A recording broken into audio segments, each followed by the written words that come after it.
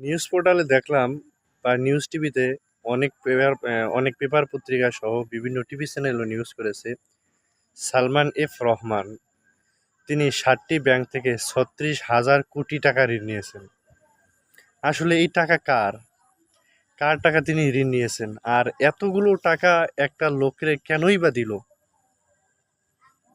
একজন লোক শেখ হাসিনার উপদেষ্টা হওয়ার কারণে যদি সে 7টি ব্যাংক থেকে 36,000 কোটি টাকা আত্মসাৎ করতে পারে, তাইলে তার তো আরও উপরে কর্মকর্তা রয়েছে, আরও কাছের তার নেতৃবৃন্দ রয়েছে, তারাও তো তার থেকে কম ঋণ নেন নাই।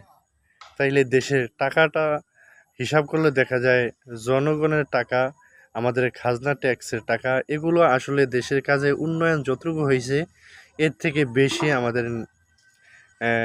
নেতাদের মনে করেন যে এই পকেটে ঢুকছে।